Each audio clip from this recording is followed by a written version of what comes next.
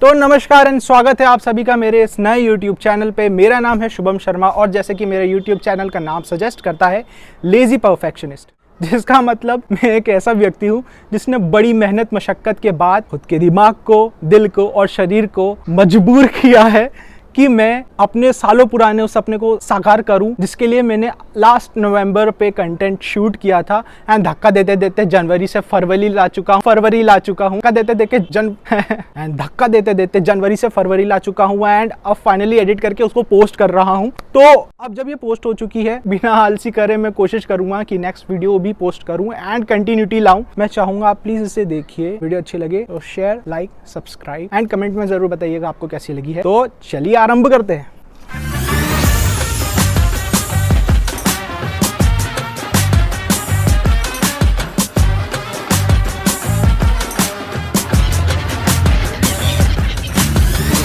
तो हमारा सफ़र शुरू हुआ मेरे होम टाउन से, जहाँ से हम निकले इंदौर के लिए और इंदौर से आगे हम बढ़े उज्जैन के लिए, क्योंकि इंदौर से वाराणसी की डायरेक्ट कोई ट्रेन अवेलेबल नहीं थी, तो उज्जैन से ही सही। तो रात भर उज्जैन से वाराणसी का सफ़र तय करते हुए सुबह सुबह हमने दर्शन किए उत्तर प्रदेश के सूर्योदय की। बहुत ही मनोरम दृश्य था। और फिर आगे बढ़ते हुए हम पहुँच गए आखिरकार हमारी मंजिल को, काशी नगरी। वाराणसी में आके हमने थोड़ा सा आराम किया और फिर फ्रेशन अप होके हम शाम होते हुए निकल पड़े दर्शन करने श्री संकट मोचन हनुमान मंदिर के। कहा जाता है इस मंदिर की स्थापना श्री गोस्वामी तुलसीदास जी के द्वारा 16वीं सदी में की गई थी। सिक्योरिटी रीजंस के कारण अंदर रिकॉर्ड करना अलाउड नहीं था, बट मैं बता नहीं सकता हूँ कि अंदर का वातावरण कितना उत्तम, लुभावना और दिल को सुकून देने वाला था। ये मैं खुद को कैप्चर करने की नाकाम कोशिश करते हुए कुछ भी मतलब। फिर मैंने एक वॉइस ओवर भी रिकॉर्ड करने की कोशिश करी, जो कि हो ही नहीं पाया क्योंकि शोर ही इतना था यार वहाँ। फिर रात भर आराम करके सुबह सुबह हम निकले श्री काल भैरव मंदिर के दर्शन के लिए। रास्ते में हमें कई सारी सुंदर ग्राफिटीज देखने को मिली। वहाँ पहुँचने पर मैंने नोटिस किया कि जो मंदिर परिसर है वो थोड़ा सा संकरा है, बट कहा जा रहा है कि समय के साथ विश्वनाथ कॉरिडोर की तरह यहाँ भी विकास विस्तार जरूर किया जाएगा। तो लंबी कतार में लगने के बाद हम भी पहुंच गए श्री काल भैरव के दर्शन के लिए। कहा जाता है इनके दर्शन के बगैर श्री विश्वनाथ के दर्शन नहीं लगते। सिक्योरिटी रीजंस के कारण यहाँ भी अंदर रिकॉर्ड करना अलाउड नहीं था, तो हमने रिस्क नहीं लिया, बट दर्शन बहुत अच्छे से हुए। फिर वहीं पास में एक महामृत्युंजय महादेव का मंदिर है, जहाँ पर हमने दर्शन किए। यहाँ की ऊर्जा बहुत ही सुकून देने वाली थी। पूरे देश में सिर्फ काशी में ही महामृत्युंजय स्वरूप में भोले बाबा अपने भक्तों को अभय देते हैं। तो आगे बढ़ते हुए हम पहुंचे मणि मंदिर में, जहाँ की शोभा भी बहुत आकर्षक थी। कहा जाता है यहाँ लगभग 150 शिवलिंग है। इसके अलावा कई सारे सुंदर स्वरूपों में हमने यहाँ देवी देवताओं के दर्शन किए। तो यहाँ से भी दर्शन करते हुए हम आगे बढ़ते हैं और पहुँचते हैं श्री दुर्गा माता मंदिर के दर्शन के। लाल पत्थरों से बने इस मंदिर की एक तरफ दुर्गा कुंड भी स्थापित है। इस मंदिर में माता यंत्र रूप में विराजमान है। मंदिर के अंदर हवन कुंड है, जहाँ रोज हवन होते हैं। कुछ लोग यहाँ तंत्र पूजा भी करते हैं। वहां से ही हम आगे बढ़ते हैं दर्शन करने श्री सत्यनारायण तुलसी मानस मंदिर के। इस मंदिर का महान ऐतिहासिक और सांस्कृतिक महत्व भी है, क्योंकि 16वीं शताब्दी में गोस्वामी तुलसीदास जी के द्वारा महाकाव्य रामचरितमानस यहीं पे निर्मित किया गया था। फिर भूख लग रही थी तो लोकलाइट्स के सजेशन पे हम पहुंचे चाचे की दुकान, जहां पर हमने खाई जलेबी और कचौड़ी सब्जी। It was quite good. शाम होते हुए थकान के कारण हम निकल गए आराम करने के लिए, क्योंकि हमें एक अलग ट्रिप पे अयोध्या भी जाना था, जिसका वीडियो मैं कभी और बनाऊंगा। तो अभी देखते हैं कि वाराणसी में आने के बाद जिसके लिए मैं सबसे ज्यादा उतावला था, श्री काशी विश्वनाथ के दर्शन के लिए हम निकले सुबह 5-6 बजे के अराउंड। एंड आसमान इतना सुंदर था, कई सारी पुरानी इमारतें भी देखने को मिली, बट सिक्योरिटी रीजंस के कारण अंदर फोन नहीं ले जा पाया एंड बहुत कुछ मिस कर दिया। But better luck next time. Okay, so वहाँ से निकलते हुए हम शाम होते हुए मार्केट की ओर बढ़े, जहाँ पर मिले मुझे ये चीज, रुद्राक्ष के फल। जो भैया बेच रहे थे उन्हीं से हमने इसे घिसवा लिया और फिर ये कुछ इस प्रकार दिखने लगे। I was just so happy. Market से आगे बढ़ते हुए हम पहुंचे उस जगह जहाँ जाने के लिए मैं बहुत ही उत्साहित था। जी हाँ, गंगा मैया। तो हम आए दशाश्वमेध घाट पर, जहाँ से हमने शुरू करी बोट राइड, क्योंकि सबसे पहले सारे घाटों के दर्शन करना भी तो आवश्यक है। उसके बाद करेंगे गंगा स्नान। तो घाटों के दर्शन करते हुए हमें मिले ये पक्षी, जो बखूबी हमारा मनोरंजन कर रहे थे। एंड हाँ, उनका उत्साहवर्धन करने के लिए हमने भी उन्हें सेव खिलाई थी। फिर हमने देखा राजा हरिश्चंद्र घाट। बोट राइड करते हुए हमें एक युगल जोड़ा फोटो शूट कराते हुए भी मिला, तो मैंने भी अपना लक ट्राई किया to shoot something. After all Banaras से ज्यादा एस्थेटिक और प्लीजिंग प्लेस भी कोई हो सकती है क्या?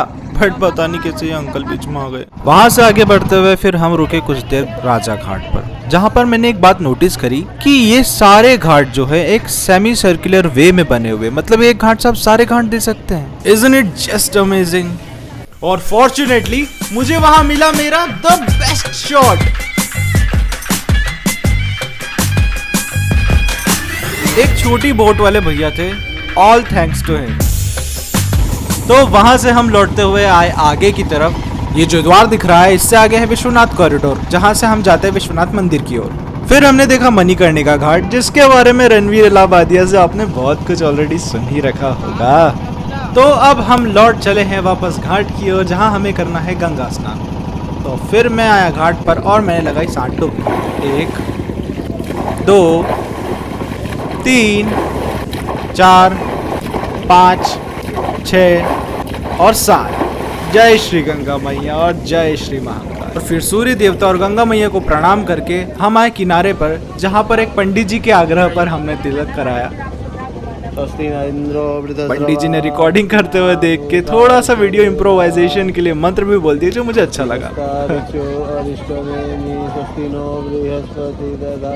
तो ऑल इन ऑल सारे दर्शन बहुत ही बढ़िया से हो गए। और उसके बाद बारी आती है मार्केट की। बट यार दिन भर हो गया था तो पेट पूजा भी जरूरी थी। उसके लिए हम संकरी सी गलियों से होते हुए पहुंचे काशी अन्नपूर्णा अन्न क्षेत्र ट्रस्ट में। ये एक तरीके से अन्नपूर्णा माता का प्रसाद ही माना जाता है, जो टिपिकल साउथ इंडियन स्टाइल में था। वहीं पर एक बृहस्पति मंदिर भी था, जिसके दर्शन करने के साथ साथ हमने अपनी शॉपिंग भी निपटाई, पर कुछ ना कुछ रह ही जाता है हमेशा। और रात होते होते हमारी ट्रेन भी थी, तो हमें वहां से निकलना पड़ा। बट गंगा आरती तो मिस नहीं कर सकते ना, तो उसके लिए हम आए 80 घाट पे, जो हमारे स्टेइंग प्लेस से थोड़ा करीब ही था। एंड यहाँ की खास बात ये थी कि यहाँ पे इतनी भीड़ नहीं थी जितनी दशाश्व में एक घाट पर होती है आरती के समय। वहाँ इतने सारे भजन बज रहे थे कि कॉपीराइट के डर के मारे मुझे ऑडियो ऑफ करना पड़ा। इंटरेस्टिंगली मुझे यहाँ पर ये एक शिलालेख मिला जिसपे सारे घाटों के डिटेल दी हुई है। इफ एनीबॉडी इज इंटरेस्टेड तो वो यहाँ पर आके देख सकता है। यहाँ आकर हमें पता लगा कि 2 अलग अलग समितियों द्वारा आजू बाजू में ही एक साथ आरती की जाती है, तो एक अच्छे से स्थान को देखकर हम भी विराजमान हो गए। आरती शुरू होने से पहले ही माहौल इतना उत्कृष्ट और मनोहारी हो गया था कि मैं आपको बता नहीं सकता। खास बात यह थी कि एक आरती उस तरफ हो रही थी और एक आरती इस तरफ, और वो नजारा देखना अत्यंत आनंदमय था। और फिर आरती शुरू होने लगी।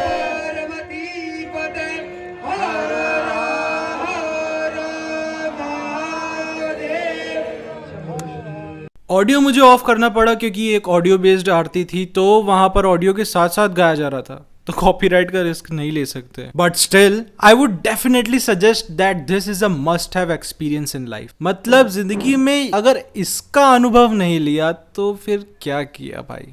ऐसा मंजुल रमणीक और प्यारा दृश्य वाकई चित्ताकर्षक होता है। मौका देखते हुए मैंने दोबारा अपने आप को फ्रेम में कैप्चर करने की कोशिश करी, पर पता नहीं क्यों फिर से एक अंकल आ गए। पता नहीं इन अंकलों की मुझसे क्या दुश्मनी है। एनीवेज मुझे तो ये आरती बहुत प्यारी लगी। इसके बोल कुछ इस प्रकार थे।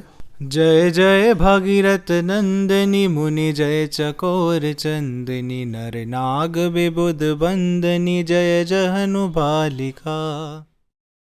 तो बनारस आए और मलाइयों नहीं खाई तो क्या बनारस आए। तो हमने ट्राई किया मलाइयों और फिर हम निकले रेलवे स्टेशन की ओर इस सफ़र को संपूर्ण करते हुए।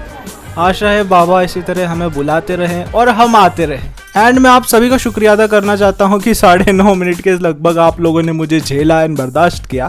एंड अच्छा लगा हो तो प्लीज़ सब्सक्राइब कीजिएगा। मैं कोशिश करूंगा कि और कंटिन्यूटी के साथ ऐसे वीडियोस बनाते रहूं। तब तक के लिए धन्यवाद, शुक्रिया एंड फिर मिलेंगे चलते चलते।